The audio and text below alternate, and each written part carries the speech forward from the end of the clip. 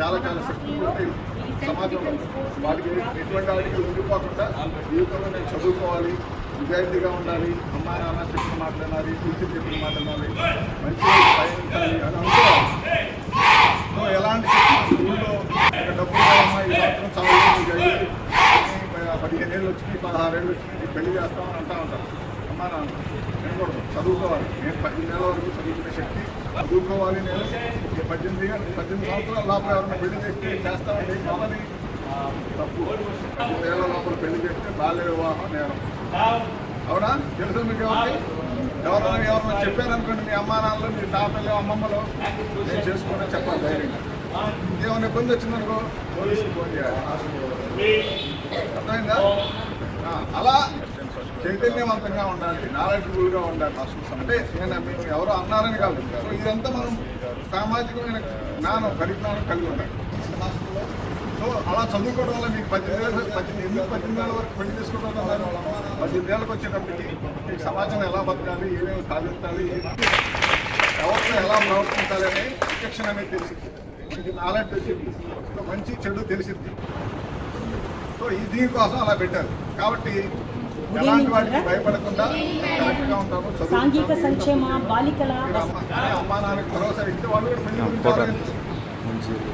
ఉదయంగా నేను మంచి ఉద్యోగం సంపాదిస్తాను, చదువుకుంటాను, 18 ఏళ్ళ వరకు 20 ఏళ్ళ వరకు చదువుకుంటాను, ఇంటర్మీడియట్ చదవాలి, సాఫ్ట్వేర్ ఇంజనీరింగ్ అనో లేకపోతే ఇంకో ఉద్యోగం, ఇంకో గవర్నమెంట్ ఉద్యోగం సంపాదించాలి అని మీరు మాటలు మీరంతా మీరు చెప్తా ఉంటే కూడా ధైర్యం.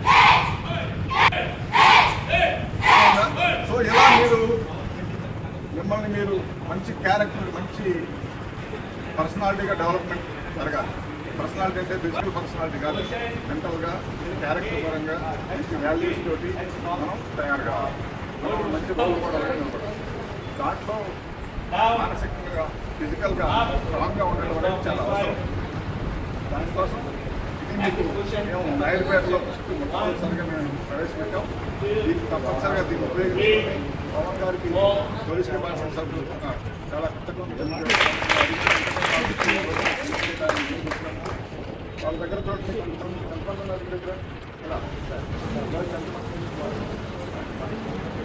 Good evening children. సాంఘిక సంక్షేమ బాలికల తర్వాత మీరు 10th క్లాస్ దాటిన తర్వాత మీరు ఇలా నేర్చుకునే అవకాశం ఈలోగానే మనం మనకి మన అంటే ఏంటి హ్యాబిట్స్, హాబీస్ ఇవన్నీ కావాలంటే శారీరకంగా స్ట్రాంగ్గా ఉండాలి. మనం జీవితంలో ఇది ఎప్పటికీ ఉపయోగపడుతుంది. దీనివల్ల ఏమైంది, మీరు 16-17 ఏళ్ళ వరకు ఏదైతే నేర్చుకుంటారో జీవితంలో తర్వాత కూడా నేను ఎక్సర్సైజ్ చేయాలి, ఫిజికల్గా స్ట్రాంగ్ ఉండాలి, మంచి ఫుడ్ తినాలి, చెత్త ఫుడ్ తినకూడదు, జంక్ ఫుడ్ తినకూడదు, ఆరోగ్యం పాడు చేసుకోకూడదు, అర్థమైందా? పానీపూరి ఇలాంటివి తిని నా హెల్త్ పాడు చేసుకోకూడదు, మంచి ఫుడ్ తినాలి, మంచి ఫ్రూట్స్ తినాలి, ఆకుకూరలు తినాలి. ఇవన్నీ వస్తాయి. ఏదైతే నేర్చుకుంటారో మీ జీవితాంతం మీకు 50 ఏళ్ళు వచ్చినా 60 ఏళ్ళు వచ్చినా ఈ హ్యాబిట్ అనేది ఎప్పటికీ అలా పెరుగుతూ ఉంటుంది.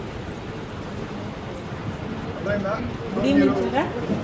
చిన్న చిన్న టెంప్టేషన్ కంటే సాంఘిక సంక్షేమ బాలికల రుచికరం కానటువంటి, ఆరోగ్యానికి మంచిది కానటువంటి ఆహార పదార్థాలు కాకుండా ఫిజికల్గా స్ట్రాంగ్గా ఉండడానికి మంచి ప్రోటీన్,